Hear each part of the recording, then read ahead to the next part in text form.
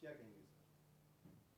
वायु गुणवत्ता जो है वो लगातार खराब हो रही है, प्रदूषण से बुरी हालत है दिल्ली की, जिसका आरोप जो है वो। नहीं, दिल्ली देश की हमारी राजधानी है और दिल्ली को सुरक्षा रखना, दिल्ली को ठीक रखना हम सबका दायित्व है। एक दूसरे पर जिम्मेदारी नहीं डालनी चाहिए कि जिस तरह से पराली की जो आग पंजाब में जिस तरह के हालात हैं और पंजाब में वहाँ की सरकार पूरी तरह, पहले भी कई बार प्रदेश की सरकार ने कहा है कि पराली पर जो पंजाब सरकार है पूरी तरह ध्यान नहीं दे रही। और हरियाणा, उसके बाद हरियाणा में हमने पराली को जलाने के लिए उसके किसानों को सब्सिडी दी है, किसानों को मशीन दी है और किसानों को जो भी उसके जो पैसे जो सरकार ने रखे 1,000 रुपये रखा है, तो ये भी किसान ने सब्सिडी उनको दी है कि भाई ये पैसे किसान को ज़्यादा से ज़्यादा लाभ मिले। ये हर मौसम में हालात खड़े हो जाते हैं, जिस तरह से प्रदूषित शहर पूरा हरियाणा पूरा चपेट में, दिल्ली एनसीआर पूरा आता है। तो मेरा ये कहना है कि हम सबको इसकी सबकी जिम्मेदारी लेनी चाहिए कि दिल्ली को साफ सुंदर रखना हमारा सबका कर्तव्य है। और हमने तो जितने चालान के, जितना पानी का छिड़काव, जितना सेटेलाइट से जिन लोगों के मुकदमे दर्ज हुए हैं, जिनके खिलाफ हमने अपने वो भी लगाया है, पेनल्टी भी लगाने का काम किया है। पर मेरी सबसे बड़ी बात है कि जो हमारा पड़ोसी प्रदेश है वहाँ पर इस तरह की लापरवाही बरती जाती है और वो सारा पॉल्यूशन हरियाणा, दिल्ली, पंजाब में पूरा कवर कर लेता है। इसके अलावा सर, दिल्ली सरकार द्वारा जो है वो 1 नवंबर से डीजल की बसों पर जो है वो पूरी तरीके से रोकथाम जो है वो लगाई गई है। उसको लेकर हरियाणा की क्या तैयारी है? हरियाणा की तरफ से क्या कुछ प्रावधान किए गए? नहीं, हम चाहते हैं कि हीरो 4 की बस दिल्ली में एनसीआर में ना जाए। हम पे हीरो 6 बस हम पे पूरी है, 2200 के करीब हमारे पास बस हैं।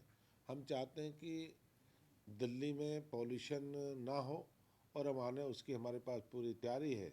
और तैयारी के साथ 1 नवंबर से जो भी दिल्ली प्रदेश की गाइडलाइंस हैं उस पर हम काम करेंगे। और बसें हम पे हर डिपो में बसें हमारे पास हैं। जो हीरो 4 बस है उनको हम दूसरे क्षेत्र में लगाएंगे और बाकी एनसीआर में हम ज़्यादा से ज़्यादा बस अपनी नई बस लगाने का काम करेंगे। नई इलेक्ट्रिक बसेस सर कब तक जो है वो बेड़े में शामिल हो जाएंगी? उसके बारे में क्या कुछ चीज़ें? नए साल में हम दिसंबर में इलेक्ट्रिकल बस 375 नई बस हमने इलेक्ट्रिकल बस हमने टेंडर किया है। और हम एनसीआर के इलाके में हरियाणा के 10 ज़िलों में हम इलेक्ट्रिकल बस की शुरुआत करने जा रहे हैं। कुछ दिसंबर में करेंगे, कुछ जनवरी में करेंगे। और इलेक्ट्रिकल चार्जिंग स्टेशन बन के तैयार हो रहे हैं। प्राइवेटों में हम परमिशन दिए, सरकार में हमने उनको भी परमिशन दिए। अपने जहाँ पेट्रोल पंप है वहाँ भी स्टेशन है, कोई मॉल है, सरकारी मार्केट है या बस स्टैंड है, उन पर सबके इस तरह से हो जहाँ चार्जिंग करा, चार्जिंग करने के बाद अपनी बस को जा सकते हैं। इसके अलावा उच्चतर शिक्षा विभाग का जिक्र करें तो उच्चतर शिक्षा विभाग में जिस तरीके से वैकेंट जो अध्यापकों के पद हैं, उसको लेकर क्या कुछ जो है वो स्टेप्स उठाए जाएंगे? इस साल के अंतर्गत जो है वो भर्तियां होंगी उच्चतर शिक्षा विभाग में या फिर नहीं होंगी? और बहुत ठीक, आपका विषय ठीक है कि आपने जहाँ उच्च शिक्षा में कॉलेज में जहाँ प्रोफेसरों की कमी है, नॉन टीचिंग की भी कमी है। और इस बार में बार बार हमारी मीटिंग होने के साथ साथ हमने अभी नए रूल्स बन के हमारे कैबिनेट में जल्दी तैयार होंगे। उससे पहले हमने फाइल पास की 2000 के करीब हम अभी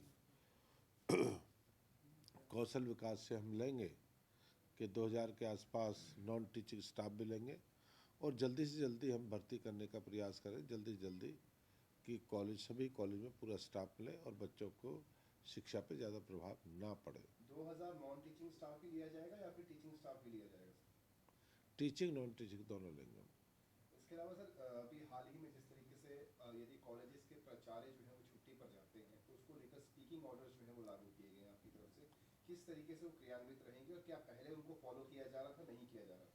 नहीं, पहले क्या कि जानकारी ऊपर तक होनी चाहिए। मैं जानकारी कौन प्रिंसिपल छुट्टी पे है, कहाँ है, अपने सीनियर आदमी को देगा। और जानकारी, जब हर चीज़ की जानकारी, शिक्षा में भी जानकारी होनी चाहिए। कोई आदमी 10 दिन 15 दिन छुट्टी पे जाता है, किस पे चार्ज है, किसका जिम्मेदारी है। और शिक्षा के क्षेत्र, शिक्षा अहम है और शिक्षा विषय ध्यान रखना चाहिए। बच्चों के भविष्य की बात है। हम बच्चों पे सब कुछ हम बच्चों पे लगाते सब कुछ, और बच्चों के भविष्य पे लगाने के बाद हमें छोटी छोटी जो बच्चा सरकार के पास था उनकी जिम्मेदारी भी हमारी है कि बच्चे पे कोई टीचर है कमी है, प्रिंसिपल कहाँ नहीं है, इसलिए क्या है कि शुरुआत हमने की।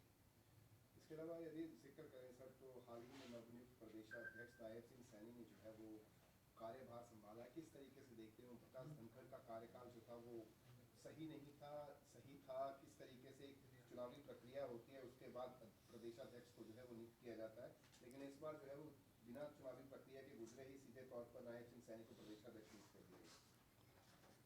देखो ये बदलाव है, बीजेपी में बदलाव हमेशा होते हैं, कोई परमानेंट कोई है नहीं, कोई परिवार की पार्टी तो है नहीं ना, और दलों की तरह पार्टी है, वही प्रधान वही जनरल सेक्रेटरी वही बांटने वाले। बीजेपी दुनिया की सबसे बड़ी पार्टी है, कौन एमएलए बन जाए, कौन एमपी बन जाए, कौन मंत्री बन जाए, कौन मुख्यमंत्री, कौन प्रदेश अध्यक्ष बन जाए, समय सीमा है, और समय सीमा के अनुकूल हमारे ओम प्रकाश धनखड़ जी को भारतीय जनता पार्टी राष्ट्रीय सचिव का दायित्व दिया है और नायब सैनी जी को बीजेपी का प्रदेश अध्यक्ष बनाया है, और दोनों को बहुत बहुत बधाई, बहुत बहुत मुबारक। धनखड़ जी के नेतृत्व में हम दोनों ने काम किया है, नायब सैनी जी ने काम किया, सुभाष बराड़ ने किया, मैंने भी उसमें काम किया है, और धनखड़ जी के नेतृत्व में हमने बताया कि संगठन में काम करने की उनकी क्षमता थी, और क्षमता करने की क्षमता थी और चलाने की भी क्षमता थी, उनके नेतृत्व में काम किया है। समय जब कोई होता है तो दूसरे का जिम्मेदारी दी जाती है, तो नायब सैनी जी भी सक्षम है, और नायब सैनी भी मजबूती के साथ उसके साथ इस संगठन को आगे लेकर चलाएंगे और संगठन को मजबूती से आगे बढ़ाने का काम करेंगे। और हम सब लोग आदमी नहीं है, संगठन बड़ा है, संगठन से बड़ा कोई नहीं है, और संगठन के नेतृत्व हम सब मिलकर काम करेंगे, प्रदेश के लिए देश के लिए काम करेंगे। सर एक जो कांग्रेस के प्रभारी हैं दीपक बावरिया, उन्होंने कहा कि अभी तो प्रदेश अध्यक्ष बदला है, चुनाव से पहले सीएम भी बदलेगा और भी बड़े बदलाव देखेंगे। बाबरिया अपने को देखे ना, तुम पे तो बना नहीं है जिले का प्रधान भी, हमारे तो प्रक्रिया 3 साल बदलते हैं, बाबरिया के तो आज तक बने ही नहीं है। प्रभारी जी है, प्रभारी जी ये नहीं पता तेरे ब्लॉक के जिले का कौन प्रधान है, बता ना बाबरिया जी, जिले का प्रधान बता दे, प्रदेश की कमेटी बता दे, कोई समिति बता दे, कोई चुनाव समिति बता दे। और बीजेपी दुनिया की सबसे बड़ी पार्टी है, और मैं बधाई दूंगा, हमने पन्ना प्रमुख से लेकर आज संगठन तक है, उनके पन्ना प्रमुख सम्मेलन हर पन्ना का एक प्रमुख बनाया, इतनी बड़ी पार्टी, उसका मजाक उठे। यही तो इनके हालात हैं, जिस हालात में इनके, जिस तरह से हालात देश में प्रदेश में इनके हालात हैं, इन्हीं हालातों 24 में फिर ये बाहर बैठेंगे, और 24 में जो हालातों की मजाक उड़ाते हैं। बीजेपी पार्टी 2024 में केंद्र में सरकार बनाएगी, प्रदेश में बीजेपी की फिर हरियाणा में सरकार की, प्रदेश के मुख्यमंत्री मनोहर लाल जी के नेतृत्व फिर सरकार बनेगी। नेता प्रतिपक्ष भूपेंद्र सिंह हुड्डा ने जिस तरीके से 4 समुदायों को जो है वो भेजने की कोशिश करी थी कि 4 डिप्टी सीएम बनेंगे, एससी, ओबीसी, ब्राह्मण, और एक 4 यदि सीएम नहीं बनता है तो डिप्टी सीएम बन जाएगा। दूसरी ओर अब भारतीय जनता पार्टी द्वारा जो है वो ओबीसी समुदाय से जो है वो प्रदेशाध्यक्ष को नियुक्त किया गया है। किस तरीके से वो बातें करते रहे और यहाँ पर काम जो है जातियों को भेजने का काम जो है वो शुरू भी हो गया। देख लो, चौधरी भूपेंद्र हुड्डा पुराने राजनीतिक हैं, इनके दादाजी भी, ये भी बहुत सांसद रहे, विधायक रहे, मंत्री रहे, मुख्यमंत्री रहे पुराने। मैं मानता हूँ इस तरह की भूल वो क्यों कर चुके हैं। इस तरह का बयान, आदमी सबको डरता है, डर के बयान देना, इस तरह की मान लो कुछ जाता हुआ दिखता है जब इस तरह के बयान दिए जाते हैं। 4 बिरादरी थोड़ी हैं, तो बहुत बिरादरी हैं, हरियाणा में तो बहुत बिरादरियाँ हैं, एक नहीं सैकड़ों बिरादरियाँ हैं, एक 4 बिरादरियों से राज थोड़ी बनेगा, बिरादरियाँ बहुत हैं और सबको साथ लेके चलना है। और जब भी तो बनाएंगे जब सरकार बनेगी, लोग वोट देंगे कि पहले बना देंगे, ओथ पहले निभाएंगे। भाई बिना विधायक के, बिना उसके ही काम चलेगा क्या? सब कह देते हैं। मेरा ये कहना है कि कांग्रेस पूरी तरह हताश है, लोग दूर भाग रहे हैं, इस तरह के बयान तब दिए जाते हैं जब सब कुछ लुट जाता है, फिर कहता है ये भी फ्री, ये भी फ्री, फिर कहते हैं फिर इस पे चलो, इस पे चलते हैं। पर मैं कहता हूँ शाना आदमी, इतना समझदार, इतना ज्ञानी आदमी, सब कुछ भूल गया। ओबीसी वाले पे सर बीजेपी ने जो है वो ओबीसी समुदाय के नेता पर जो है वो दांव खेला है, उसको किस तरीके से? नहीं, ओबीसी क्या है, हमारे तो सबको लेके चलते हैं, हम तो हर बिरादरी को, ओबीसी बहुत बड़ा देश में बहुत बड़ा वोटर है। ओबीसी कोई छोटा मोटा नहीं, बहुत बड़ा ओबीसी हरियाणा में 45 के आसपास है, 40-45 के करीब है। तो मेरा ही मान के चलना चाहिए, हर जाति को साथ है, सबका साथ है। हम इसे नहीं, सबका विकास हो, समाज हो, दिशा पे बात करें, अपने चर्चे हो, हर समाज का इस दुनिया हर आदमी का है। जैसे ना धरती पे भी पानी चाहिए, सूर्य को भी पानी चाहिए, पशु को भी चाहिए, पक्षी को भी चाहिए, मनुष्य को भी चाहिए और वनस्पति को भी चाहिए। इस राज्य में सबका साझा होना चाहिए, जिससे आने वाली पीढ़ी को आगे लेके जाते हैं। धन्यवाद। गृह मंत्री अमित शाह हरियाणा में आ रहे हैं, क्या लगता है आपको 9 साल का रिपोर्ट कार्ड पर मोहर लगाएंगे कि नहीं लगाएंगे? नहीं, अमित शाह जी 1 नवंबर को आना था, और 1 को आना था, 2 को आ रहे हैं। और वो बहुत बड़ा अंत्योदय जो पंडित दीनदयाल उपाध्याय का अंतिम, मेरी सरकार जब बनेगी अंतिम व्यक्ति के लिए रहेगी। अंतिम व्यक्ति गरीब व्यक्ति, जो आदमी को सरकार की सेवा नहीं मिलती है।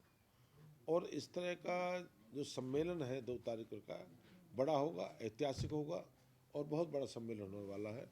बहुत बड़े सम्मेलन की तैयारी चलनी है और उसमें करनाल में है, मुख्यमंत्री जी, हम सब लोग लगे हुए हैं, बढ़िया सम्मेलन होगा। और अमित शाह जी हरियाणा के नवज, उनका हरियाणा दिल्ली के पास है, हरियाणा बहुत अपना कुरुक्षेत्र की, महाभारत की भूमि भी है, आते हैं तो हर आदमी पसंद करता है। सर दिल्ली से